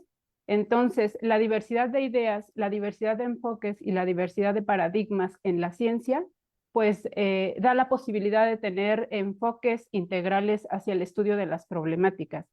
Entonces, con esto quise empezar porque tradicionalmente se sesga un poco la construcción del conocimiento científico. no solo en el tema del esquema binario, sino de grupos subrepresentados. Pongo un ejemplo. La tabla periódica existe en más de 10 idiomas, pero no tenemos una tabla periódica en lenguaje de señas mexicanos ni en braille. Entonces, la diversidad en la ciencia va mucho más allá que solo el esquema binario. Sí quisiera dejar muy en la línea de discusión que es necesario pensar en una diversidad más amplia, que debemos hablar de diversidad en la ciencia no solo en el aula, en los seminarios, en las reuniones de toma de decisiones, en la rectoría, en la presidencia de la República, en los paneles globales donde se toman las decisiones. Por otro lado, pues si ya el problema está diagnosticado y conocemos en diferentes escenarios pues cómo está desarrollándose este esquema, pues ¿qué hacemos, no? ¿Cómo hacemos para solucionarlo? ¿Cuáles serían estrategias efectivas para soportar o promover la diversidad en la ciencia? Pues tal vez no haya una respuesta única. Lo que quisiera poner sobre la línea de discusión también es que pues es necesario la implementación de programas efectivos de mentoría y de tutoría, pero no solo reproduciendo esquemas del patriarcado o esquemas del sistema binario, sino también enfocados a dar soporte, a dar acompañamiento y mentoría a los grupos subrepresentados. Por otro lado, pues también es necesario, dado estos datos duros que tanto Ana Cristina como Carla nos presentaban, pues pensar en políticas educativas con perspectiva de género. Eso detonaría o ayudaría en gran parte a tener una educación inclusiva, una educación diversa y también pues poder ampliar más nuestra perspectiva en cuanto a la construcción del conocimiento por sí mismo. Muchas gracias. Muchas gracias, Beatriz. Aletia, ¿nos quieres decir algo también? Sí, claro. Muchísimas gracias antes que nada a la facultad, a la Comisión de Equidad, Ana y a Carla, que nos dieron esta ponencia tan importante y que ponen en la mesa varias cosas, entre ellas una manera también que me quedé pensando de por qué es importante la diversidad en las ciencias.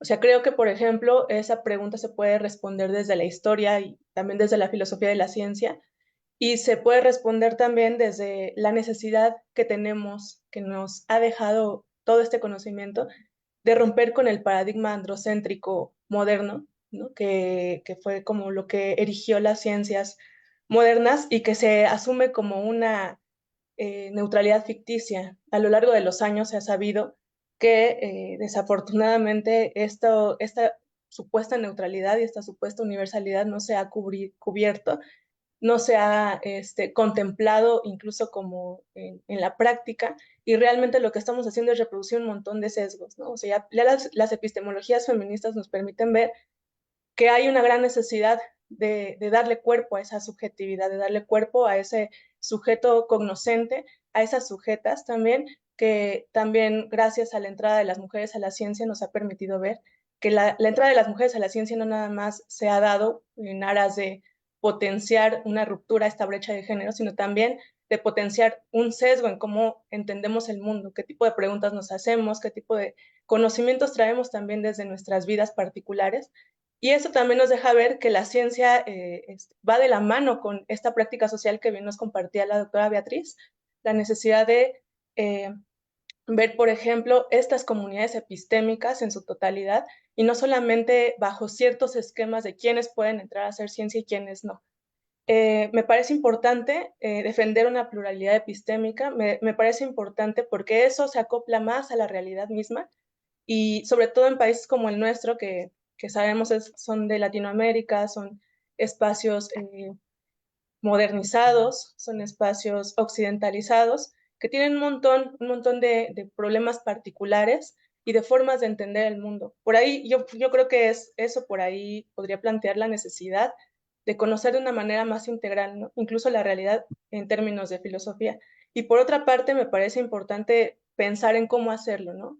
Para cómo hacerlo, yo podría responder que por ahí tiene que ver la necesidad de recuperar la historia, historizar, ¿no? Historizar nuestras prácticas, entender el contexto en el que estamos siendo partes, pero también concientizarlo, ¿no? En este sentido, qué importante fue esta charla que nos dieron. Es necesario validar y acompañar estos procesos que están encarando esas maneras que sabemos pueden llevarse a cabo de formas discriminatorias y se pueden solidificar o cuajar en estadísticas y que por supuesto no son estadísticas en abstracto, hablan de procesos sociales de exclusión, de imposición de roles de género, de imposición de jornadas dobles o triples en el sentido laboral, en el sentido de trabajo no remunerado incluso, y de lo cual también podemos pensar el cuidado como otra de las formas de trabajo no remunerado que históricamente han sido impuestas a las mujeres. Bueno, por ahí le dejo, es una pregunta muy, muy amplia. Muchísimas gracias por la invitación y gracias por la escucha. Muchas gracias, Aletia. Justamente esto que mencionas sobre el reflejo de los datos duros que nos otorgan que nos otorgan en esta presentación y también este dato que es innegable, ¿no? Que esta brecha que se ha generado pues tiene características estructurales que no tienen que ver solamente con un solo ámbito. La parte del trabajo, de la división del trabajo es solamente una expresión más y es de lo que nos toca hablar. Les quería preguntar bueno, a las demás sobre justo este reflejo, cómo lo han vivido ustedes, si han conocido no sé, científicas o compañeras o ustedes mismas que hayan vivido esta desigualdad o que me puedan platicar o quieran platicarnos en su trayectoria, en su formación, ya en su trabajo, como algo que les haya pasado. La doctora Viviana creo que levantó la mano por ahí, ¿verdad? Sí. Sí, gracias y bueno, obviamente buenas tardes a todas y gracias por la invitación a esta reunión. Eh, pues aquí digo, tomando un puntito de la parte anterior, ¿no? Que habla de incluir a todos y al mismo tiempo con esta parte de discriminación o que se puede sentir o cierto rechazo posiblemente. Yo creo que, como bien dicen, o sea, no podemos pensar que el mundo solamente tiene una vista, ¿no? Que solamente hay personas que puedan dedicarse a un área, personas que se puedan dedicar a otra, sin importar el género que tengan, sino yo diría que entran también factores de preferencias, ¿no? ¿Qué es lo que quiere cada quien? Y ahí esa parte creo que sí está faltando un poquito en el análisis para ver un poco hacia dónde se va la gente y por qué se va la gente hacia esas áreas, ¿no? Sin embargo, eso sería como parte del análisis que debería complementar estos números, que obviamente pues tampoco es fácil, ¿no? Con respecto a incluir a todos, yo trabajo en un área multidisciplinaria y trabajo con gente que estudió física, ingeniería, matemáticas, y realmente aquí no es la cuestión de si eres hombre o eres mujer, sino se necesita la visión de las distintas áreas para poder trabajar. Y esto lo llevo a esta parte del género. Necesitamos hombres, necesitamos mujeres, pero más bien yo diría que necesitamos personas. O sea, hacer a un lado el que si eres hombre, si eres mujer, si eres no binario, no importa. Simplemente necesitamos personas que quieran dedicarse a algo, que quieran trabajar en algo y que no tengan miedo de, por ser o entrar en algún tipo de grupos, van a tener limitado lo demás. O sea, yo creo que debe ser abierto para todos, no debería haber un rechazo para nadie. Y los rechazos y las discriminaciones, yo creo que son el día a día que vivimos y yo lo vivo desde que era estudiante de licenciatura, hace mucho tiempo lo empecé a vivir y lo sigo viviendo hasta el día de hoy. O sea, a mí nunca me ha quedado claro esa parte que dicen que al incluir en el vocabulario los y las, es porque las mujeres ya somos aceptadas mágicamente, ¿no? Esa es la mentira más grande, ¿no? Yo creo que el idioma va por un lado y para mí no hay ningún problema si estoy en un grupo y se refieren al grupo como los, aunque sea solamente un hombre y todas las demás seamos mujeres. Yo ahí no me siento discriminada. Yo me siento discriminada cuando me hacen a un lado, cuando mi opinión no cuenta, cuando si quiero levantar la mano no me escuchan, cuando si quiero hacer alguna actividad no me dejan. Es cuando sí siento la discriminación o cuando me dicen no por ser mujer. Ahí sí siento una discriminación y como digo, la he vivido desde que era estudiante y la sigo viviendo hoy en día cuando dicen, no, esta parte no te corresponde a ti o esto tú no lo puedes hacer porque eres mujer. Lo viví como estudiante de licenciatura, trabajando en iniciativa privada, que no tenía derecho a una promoción por ser mujer. Lo viví como estudiante de posgrado. Entonces, creo que esa discriminación continúa y continúa en el día a día, ¿no? ¿Cuántas veces quiere uno decir algo y simplemente no te hacen caso por ser mujer? Y va más allá de decir una actividad, ¿no? O sea, específica, yo creo que no. Sin embargo, pues esto viene desde, yo diría que las discriminaciones y todo esto viene desde las casas, desde las familias, donde la mujer no puede hacer ciertas cosas o al revés, tiene que hacer ciertas cosas por ser la mujer de la familia, ¿no? Al menos a mí, pues esa parte sí no me toca, o sea, sigo exactamente igual.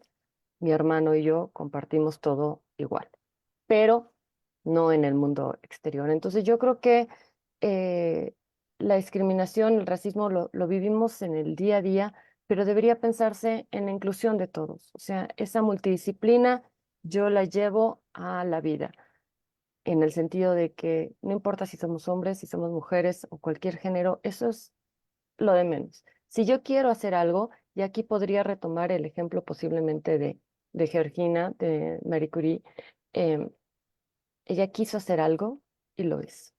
Y en una época en la que sí la discriminación no era poca cosa, ¿no? O sea, simplemente estaba bloqueado el camino para las mujeres y ella lo hizo.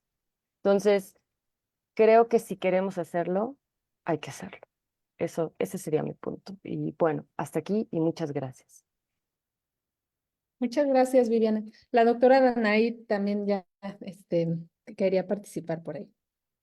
Eh, perdón, sí, la pregunta era sobre si lo hemos experimentado. Y bueno, creo que la media hora que nos queda no alcanzaría para contar todas las historias, vivencias que he presenciado, que me han ocurrido, que me han contado. Pero es un problema que continúa hasta este año, hasta este día 2024. Seguimos sufriendo discriminación simplemente por ser mujeres. Y es muy, pues es bonito decir, ¿no? Pero es que esta es la época moderna, eso ya es del pasado. Y eso es peligroso, porque eso nos lleva a pensar que ya no hay necesidad de impulsar cambios. De hecho, recientemente en un evento donde estábamos planeando, una reunión científica, donde estábamos planeando la siguiente reunión del próximo año, y en donde las pocas mujeres que estábamos impulsando porque hubiera panelistas mujeres, porque hay muy pocas en el área en la que yo estoy. Un hombre dijo, un investigador dijo, pero pues es que las mujeres van a lograrlo, o sea, es que eso ya no es un problema, ya deben por favor de dejar de impulsar esa agenda de que haya más mujeres, porque ese ya es un problema que ya no existe. Y cuando, si volteábamos a ver el aula en la que estábamos, tal vez 20%, y soy muy optimista, éramos mujeres. Y pues, no se diga la diversidad, ¿no? El resto de la diversidad que no se ha cuantificado además. Entonces, pues es algo que es muy actual, que se refleja no solamente en cómo se nos dan las oportunidades desde el lenguaje, ¿no? Aunque también le quitamos un poco de importancia al lenguaje, el lenguaje desde ahí nos están discriminando. Les puedo mostrar mi credencial de la UNAM, dice investigador. Pienso que en esta época sería muy sencillo que nada más le agregaran una A o que agregan otras opciones, ¿no? ¿Cuál es el problema en este momento? Pero desde ahí ya me están calificando como investigador, como académico, cuando pues yo no me ubico en esa casilla.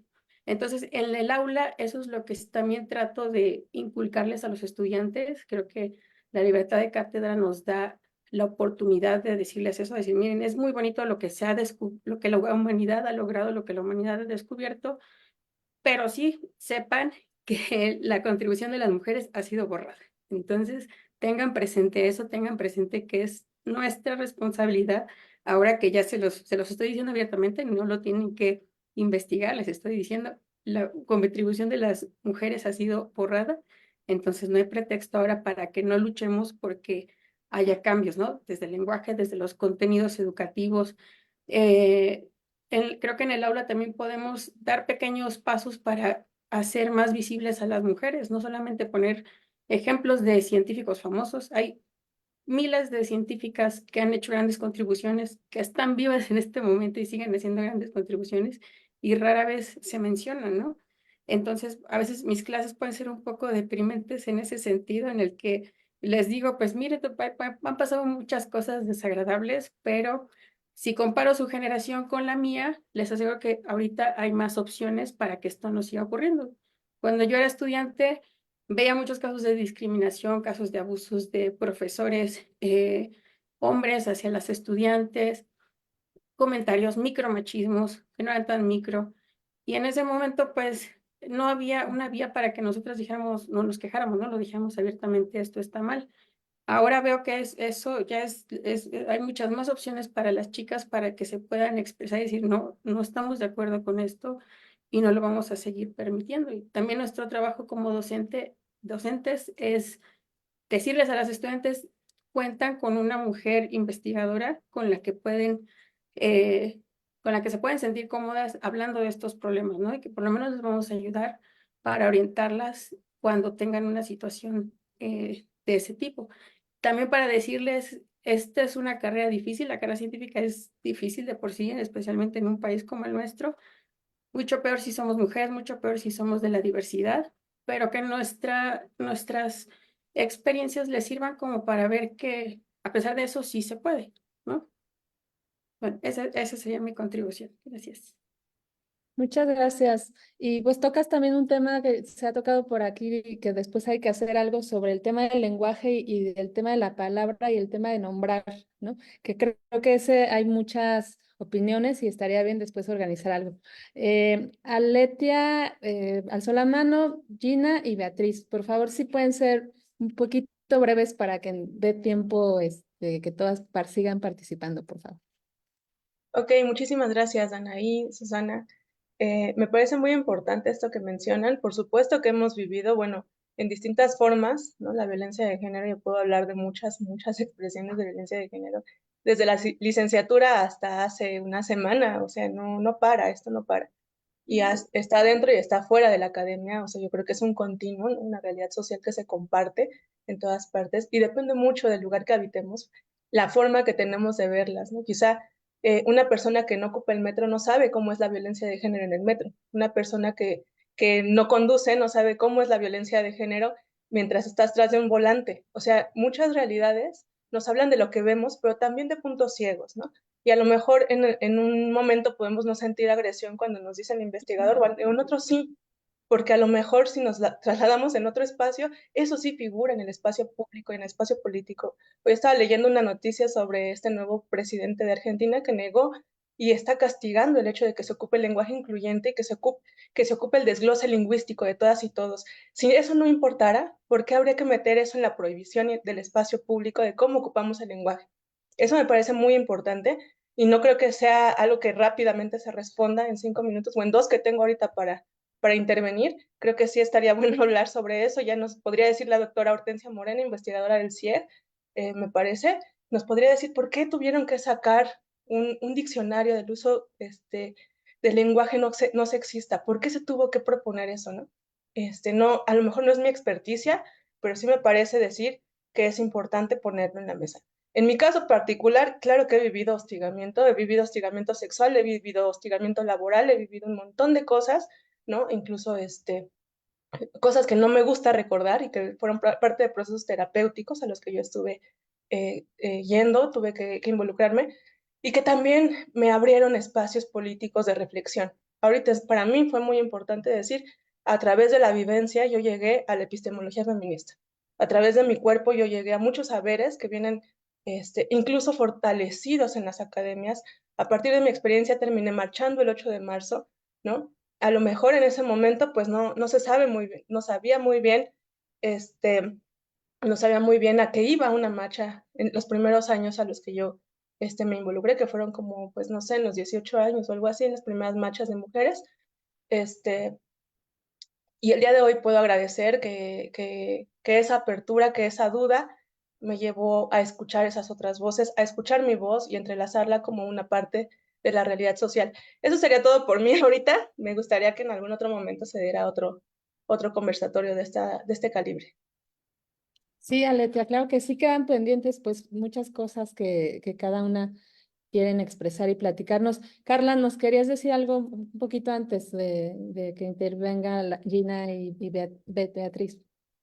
Sí, solamente pues recordarles, ¿no? A todos, a todas, a todos, que pues sí, la ciencia no, como dijimos en la presentación, no tiene, las ciencias en general y en todas las áreas de conocimiento no tienen género, que hay muchas realidades, tantas como personas, ¿no? Habemos en este planeta y que a algunos no nos toquen algunas situaciones, pues eso no niega las realidades de las otras personas. Entonces, sí ser pues tener mucho respeto entre todas las personas con las que convivimos, ¿no? En nuestra cercanía o de manera un poco más apartada. Y pues eso, el ser conscientes de que todos estamos viviendo algo y aunque viviendo alguna situación, y puede que nunca nos toque la situación del vecino o la vecina, ¿no? Pero eso no niega que exista. Entonces sí, recordar que qué bueno que se abran estos espacios para señalar, para ver estas diferentes situaciones que nos atraviesan y que eso pues pueda enriquecer el diálogo, ¿no? Como en este momento. Eso es todo. Gracias. Gina, ¿nos ibas a decir algo? Necesitas habilitar tu Perdón, micrófono. perdón. Quería abundar un poquito en lo que decía Letia. Yo desde hace 2 semanas estoy usando bastón por un problema de espalda que tengo y me di cuenta de que a pesar de que nuestra facultad está dotada con rampas y demás, qué difícil es. Entonces me preguntaba yo, o sea, no es nada más cosas de injusticia o que no tenemos todo binario, sino de muchas otras cosas que no vemos cuando no lo vivimos, como bien lo decía Carla. Eh, no es nuestra realidad, no conocemos, y el hecho de que no se hablen de algunas cosas, pues no quiere decir que no existan. Y en este sentido, estaba yo, justamente apenas estoy haciendo conciencia de las 3 tesis que yo tengo, de mis 2 licenciaturas y el posgrado. Yo elegí a 2 mujeres, inconscientemente, 2 mujeres que de verdad me dieron un gran ejemplo, la doctora Berta Espinosa Gutiérrez del Instituto de Investigaciones Biomédicas y la doctora Sofía Sánchez Rivera de la Facultad de Ciencias. Ellas dos son mujeres en verdad que a mí me dieron un gran ejemplo de cómo ejercer mi profesión científica sin dejar de ser mujer. Las dos son súper femeninas, yo siempre las admiré y las sigo admirando a las dos.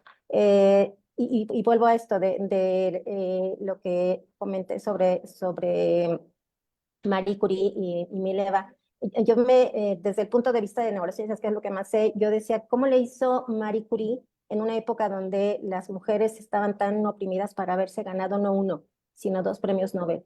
Ella fue la primera mujer en la historia de la humanidad que ganó un premio Nobel. Entonces, yo creo que la invitación para mí, ya con eso voy a cerrar mi participación, es rescatemos estos modelos de mujeres que sí han trascendido porque algo hicieron diferente y me parece increíble que visibilicen la problemática, pero yo creo que ir más allá también un poquito de qué hay detrás de estos comportamientos a nivel cultural, a nivel psicológico y rescatar estos modelos de mujeres que sí han logrado hacer cosas, han trascendido, qué hicieron, cómo lo hicieron, por qué lo hicieron y por qué lo lograron, me parece también algo muy importante que nos fijemos en esas historias también muy, muy grandes para que nos inspiremos y veamos que sí hay un forma y a lo mejor la manera en la que la estamos haciendo le falta algo y eso a lo mejor catalizaría lo que queremos hacer y el título de esta charla catalizaría más el cambio y lo que estamos buscando tanto. Muchísimas gracias. Claro, Beatriz, por ahí. Sí, muchísimas gracias. He escuchado con mucha atención a mis colegas y me inspiran aún más. La pregunta fue cómo hemos vivido pues algún tipo de discriminación o violencia de género. Y efectivamente, coincido con la doctora Montalbán, no alcanzaría el tiempo para platicar las historias, pero sí quisiera comentar que Especialmente cuando estudié mi doctorado me sentí sola, o sea, también con muchos comentarios misóginos de tú eres mujer, especialmente en el momento en que escuché esos comentarios, pues fueron desmotivantes. Yo estaba dilucidando el mecanismo de muerte celular de unas células antitumorales frente a un fármaco.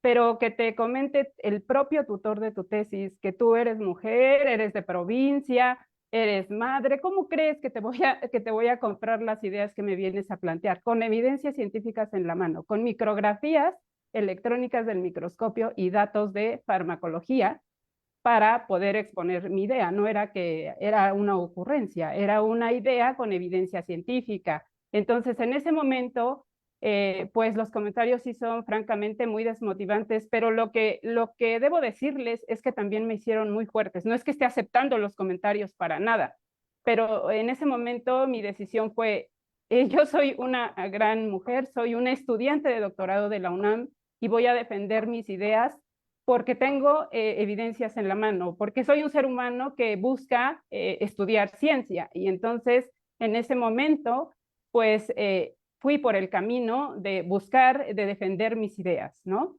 Eso por un lado. Por el otro lado, también ha sido muy desconcertante ver que mujeres reproduzcamos las violencias, ¿no? Contra otras mujeres. O sea, no hay sororidad entre nosotros, compañeras. Sí debemos unir esfuerzos y debemos empoderar a otras mujeres. No importan las circunstancias, no importa el espacio, no importa la actividad. Eso son cuestiones que se pueden resolver día a día, ¿no? Y cómo promoverlo en el aula definitivamente es mi pasión. Promover una participación equitativa en el aula da un mensaje. Recuerden que como docentes tenemos una figura con cierto liderazgo y nuestras palabras y nuestros mensajes llegan más allá que el aula. Entonces, promover una participación equitativa en el aula puede dejar un mensaje importante en nuestros estudiantes. Incluir bibliografía de mujeres que, como decía la doctora Danaí, han sido borradas de la historia científica, es también importante. Me atrevo a dar un ejemplo. Cuando estoy estudiando química de ácidos nucleicos, traer el ejemplo de Rosalind Franklin, de quien no se reconoció su actividad científica tras la dilucidación estructural, la estructura de la doble hélice de la llamada molécula de la vida. Me estoy refiriendo al ácido desoxirribonucleico. Muchísimas gracias. Muchísimas gracias, Ana. Ana, si nos dices tu participación. Claro, pues muchas gracias y gracias por compartir, por comentar. Yo quisiera un poco regresar a las preguntas que tú lanzabas hace rato, Susana, sobre la importancia de promover la diversidad dentro de las áreas STEM, sobre la importancia de pues que juega, por ejemplo, el estar rescatando y visibilizando las historias de las mujeres dentro de las áreas STEM. Y al respecto de esto me parece relevante decir, retomando muchas de las cosas que han dicho todas ustedes sobre esta cuestión, sobre poner en perspectiva y poner sobre la mesa las diferentes posiciones sociales que encarnamos o que no encarnamos, los mismos puntos ciegos que podemos tener, que todas las personas tenemos puntos ciegos porque nadie puede pensarlo todo, nadie puede saberlo todo, eso es parte de la humanidad, de los procesos cognitivos. Sí retomar que muchas de las reflexiones en torno a estos paradigmas sobre la cultura de derechos humanos, la diversidad y la igualdad de género, que se están ya transversalizando en diferentes entidades a lo largo de toda la universidad, sí tienen esta reflexión en torno a que no solamente es importante hablar de desigualdades de género. Las perspectivas de género contemporáneas tienen este paradigma de interseccionalidad que es muy importante conocerlo y saberlo, que no estamos reduciendo que todos los problemas de desigualdad tienen que ver con género, sino que simplemente es necesario un enfoque complejo y en este sentido sí ver cómo se intersectan otros ejes de desigualdad, que tiene que ver con diferentes ejes de desigualdad que habitamos y que nos ayudan a transitar la vida social. Ahora, esto es ineludible en las comunidades universitarias científicas. Las comunidades universitarias científicas son diversas. Y decía hace ratito Danaí, pues la ciencia es una actividad humana y eso implica que hay una gran diversidad de personas que somos quienes hacemos ciencia. Y en ese sentido yo creo que para poder atender políticas de igualdad de género y de diversidad necesitas hacer diagnósticos en tus comunidades y necesitas saber quiénes son estas personas que forman tu comunidad. ¿Qué es lo que encarnan y qué es lo que no encarnan? ¿Qué es lo que comparten? ¿Qué es lo que no comparten? Saber, por ejemplo, un ejercicio maravilloso es este mismo conversatorio en el que estamos un montón de mujeres con diferentes trayectorias y puntos de vista, ¿no? Y que es bien importante saber traer este ejercicio de quiénes somos. Eso en sí mismo ya es un ejercicio transformador de la manera en que se ha pensado la actividad científica, porque es pensar también en que importa quiénes hacen ciencia, pero también cómo hacen ciencia. Se ha pensado por mucho tiempo que este tipo de reflexiones y discusiones, que lo decía hace rato Beatriz, o sea, no tienen cabida. Lo racional es la sobriedad de que lo emocional se queda por fuera y que eso garantiza la objetividad de tus procesos científicos. Y traer aquí a una mesa, una reflexión a la Facultad de Ciencias, el que sí importa quiénes somos, el que sí importa desde dónde venimos, el que estamos hablando, es en sí mismo un ejercicio maravilloso y transformador y que yo les agradezco mucho. Creo que parte de lo que queda por delante es hacer este ejercicio de diagnósticos comprometidos en cada una de las entidades y también tender foros críticos y puentes comunicantes en la comunidad. Necesitamos conocernos, necesitamos platicar, necesitamos saber quiénes somos y todo esto que yo referí hace un rato. Entonces, pues nada, muchísimo gusto de estar aquí con ustedes hoy. Gracias. Muchas gracias, Ana. Pues sí, justamente estos espacios para conocernos, para conocer a quienes están trabajando, a quién vemos en los pasillos y nos encontramos, nos saludamos, pero no sabemos realmente. Y justo esta idea que dices, estos vasos comunicantes, estos vínculos, estas redes que realmente se pueden generar sí teniendo pues diferentes puntos de vista, obviamente, pero coincidiendo en que es importante poner en la mesa, seguir poniendo en la mesa estos temas, pero ya me voy a apurar porque ya se nos vino el tiempo encima, ya se nos acabó el tiempo, pero les pediría por favor a cada una de ustedes para este cierre, si pueden decirnos alguna frase, alguna idea de justo que nos sirva de cierre, de inspiración o de motivación o de lo que ustedes quieran para poder cerrar este evento, por favor. ¿Quién levantó la mano? Ah, Carla. Yo pues para cerrar este evento me quedo con la frase, la ciencia no tiene género. Las áreas científicas, las áreas sociales, culturales y todas las áreas de estudio no tienen género. Estudien lo que ustedes quieran estudiar, aunque no sea algo que lleve una carrera de nivel licenciatura, estudien, reflexionen sobre lo que quieren ser, los conocimientos que puedan adquirir, es suyo, ¿no? Sí, pero hay que machetearle un poco, pero es pues que cada quien haga lo que desee en el ámbito del estudio. Con eso yo me quedaría. Muchas gracias. Gracias. Muchas gracias, Carla. Viviana. Yo me quedo con la idea de la multidisciplina que mencioné, pero en este caso es multipersona. O sea, no importa para trabajar ciencia o trabajar en el área que quieran, necesitamos de todas las personas. Entonces, todas las personas son bienvenidas para estudiar lo que quieren estudiar, para dedicarse a lo que quieran dedicarse. Y como bien dijo Carla, hay que trabajar, eso sí, ¿no? Pero necesitamos de todas las personas, sin ningún tipo de etiqueta o restricción. Eso sería todo. Muchísimas gracias. Gracias. Aletia.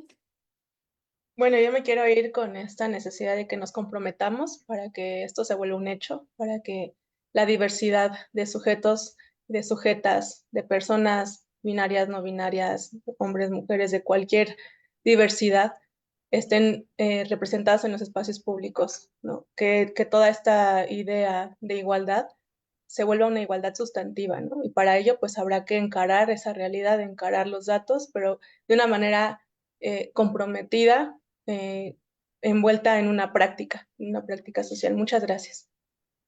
Gracias, Aletea. Gina. Yo nada más para cerrar, todo está siendo gracias a una gran persona que está aquí, pues su idea fue quien administró todo, la doctora Beatriz Sánchez. Gracias, es un honor estar contigo, conocer a todas estas mujeres, gracias a ti, fue tu idea. Y a veces los ejemplos vienen también de personas que son más jóvenes que nosotros, que aparentemente no han logrado todos los reconocimientos pero que lo hacen en grande. Gracias, Betty. Por hacer esto posible. Gracias a todas, ha sido un honor compartir este espacio con ustedes. Muchas gracias, Gina. Danaí. Primero, gracias por invitarme. Mucho gusto conocerles a todas. Gracias a quienes se conectaron para escucharnos, para quienes vean después la grabación, espero. Y mi mensaje para quienes nos están viendo es que la falta de diversidad en la ciencia es una realidad, pero estamos ganando terreno, así que no claudiquen, por favor. Gracias. Muchas gracias. Y Beatriz, pues ya para cerrar, dinos. Yo quiero agradecer a la Facultad de Ciencias y a la sensibilidad que tuvo la Comisión de Equidad de Género de pues tener esta apertura de abrir el espacio, de sumar esfuerzos con esta idea que me encanta verla cristalizada como aquellos cristales que obtenía Rosalind Franklin en el laboratorio. Y me quedo con que la diversidad en la ciencia maximiza sus contribuciones y sus enfoques de estudio y también reconoce el papel que la ciencia tiene en la sociedad. Muchas gracias. Pues muchas gracias a todas y también reitero el agradecimiento para todos los que nos están viendo, los que nos acompañaron y las que nos acompañaron durante toda esta transmisión. Los invitamos también a que nos sigan en todos los eventos que se van organizando, no solamente de este tema, sino de todo lo que pasa en la vida en ciencias aquí en la facultad. Les reitero el agradecimiento y gracias a ustedes por también darnos darnos su tiempo y estar en esta tertulia, que esperemos que no sea la última, vamos a organizar más, así que también a quienes nos están viendo y quieran participar o nos quieran recomendar temas, todo estamos abiertos para colaborar con ustedes. Pues muchas gracias y nos vemos en la siguiente emisión. Buenas tardes.